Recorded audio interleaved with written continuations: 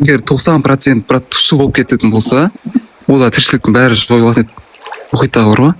Вот қарашы, Құдай, ішіндегі тіршіліктің бәрі сасымас үшін, басқа ішіндегі өсімдіктер болсын, барлығы өлмес үшін барлығын тұздырып қойды. Қара. Какой-то Енді қара. Сен білесің, тұщы суда балықтар бар ғой.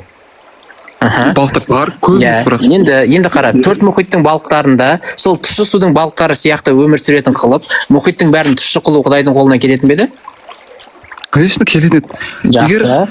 Құдайдың қолынан келетін еді. Енді бұл жерде Құдай кімнің жағдайын көбірек ойлап отыр? Суды тұзды қылып балықтардың ба, жоқ әлде тұщы қылмай, жаңағы саған тұщы суды аз беріп, сенің жағдайыңды ойлап отыр ма? Брат, Құдай бәрі санасы бар адамдарды ойлайды. Қай жағынан қараса да ше. Мысалы 95% тұздырып қойды ма? Біз өліп жатқан жоқпыз ғой, дұрыс па? Су тапшылығынан қырылып жатқан жерлер туралы не айтасың? Су тапшылығынан? Иә. Африка айтып жатсың ба? Қазақстанның өзі де скоро білесің ба су тапшылығына ұшырайтын? Қашан су тапшылығына ұшырайды? Тұщы су тапшылығы болады скоро.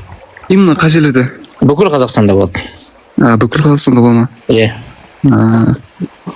Білмейтін бе едің сен? Жоқ, білмейді екен. Көрсеңіз деп, тұщы судың мәселесі қалай деп ше? Жарайды. Сосын Құдайға рахмет айта сал, жаңағындай. Рахмет Құдай, біз мына жерде тұщы су таппай, адамдар шөлдеп қиналып жатқан кезде мұхиттың бәрін тұзды қылып қойған Құдайға мың алғыс деп сөйтіп передай сообщение. Қара, Ысқақ брат. Сулар үшін соғыстар басталатын шығар, скорее всего, скоро көресің. Мақсатың қалай сенің негізі ше? Қорықпайсың ба жалпы? Менің мақсатым саған Құдайдың сені подставить еткенін жеткізу бүгін. Подставить еткенін? Бұл жерді сенің Құдайың балықтар үшін жасаған жеткізу. Балықтар үшін ба? Конечно, 97% жердің 3/2 бөлігін су алып жатыр. Ол судың 97%-ы балықтарға арналған. Яғни сол балықтар өмір сүреді. Оны адам іше алмайды. Адамнан оған пайда жоқ. Демек, сен бұл жерде бір не болып тұрсың ғой?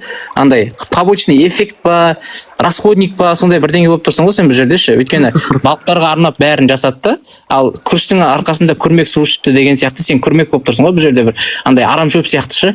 Негізі бұл балықтарға арналған жер еді. Бұл жерде адам, бұл негізі Құдайдың бассейні, Құдайдың андай несі болу керек, аквариумы болу керек ше. Құдай бар негізі. Құдай аквариум жасағанда жерді, и соған балықтарын запускать етіп қойған.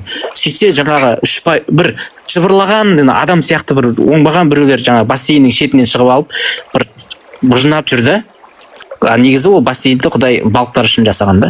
Мына жақта сен жыбырлап бір кішкентай шетіне шығып алып, андай арам шөп болып, еще бұл мен үшін бұл жер деп кеудеңді соғып жатсың да. Сен негізі бұл аквариумда артықсың. Брат, без проблем өңдеп жатыр ғой қазір мұхиттың суларын, дұрыс па? Адамдар без проблем өңдей алмайсың. Проблемасын айтайын ба, не екенін? Айтшы. Себебі дистилляция жасауға болады, дұрыс айтасың. Мұхиттың тұзды суын тұщы суға айналдыруға болады. Проблема, оған өте көп энергия кетеді, және ол өте қымбат болады. Ол сен қара, сен егер дистилляция жасап су сатып алатын болсаң, ол солай жасайтын болсаң, кететін энергиямен шығын, ана суды бар ғой, сататын бағаңмен ақтай алмай қаласың. Сол үшін әйтпесе жұрттың бәрі, әйтпесе энергия тегін болып тұр. Иә. Суды өндіріп жатқан бәрі күннен алып отыр энергияның бәрін. Білмейсің ба қайда өндіріп жатқанын? Саған Құдай, қарашы, саған Құдай электр станцияларын салып берді ма не? Күннен алып отыр деймін, брат. Қанша процент энергия күннен алып жатсыңдар? 70%. Именно су. Қай жерде? Сауд Арабиясында көрген жоқсың ба, брат? Күннен алатын энергияны ана күнді қабылдайтын нелер бар ғой, тақталар. Аха. Олар қақтан жасалып отыр деп ойлап отырсың? Қара, брат, адамның бар ғой, кез келген зат шығарса да, мысалы телефон, комп болсын же, барлығының ойы, соған салынатын ой, Құдай береді оған. Өткіл ойды. Құдай беретін болса, сондай бір тастар бере салмады ма саған? Энергияны, күннің энергиясын саған топқа айналдыратын тас бермеді ма? Миың ашып өзің жасап жүрсің ғой соның бәрін. Брат, тәубе болсын. Қиын.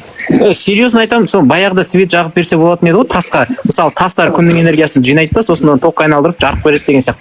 Адамдар жасады ғой соның бәрін. Қиын. Просто брат, өзін алып қаша береді екенсің, болды екен болсын. Сен түсіндің ба бұл жердің сен үшін емес балықтар үшін екенін? брат, если барлығы балықтар болса адамдар өліп Если қалмай что, бұдан кейін бар ғой, балықтарды көрген кезде уважениемен жүр. Солар үшін жасалған бұл жер. Әңгіме айтпай, кеудең кермей, анау 1/3 бөлігіңде ғана тұрған қорлықта жүріп алып, сен өзіңше болма. Бұл жер балықтарға арналған. Ассаламу алейкум.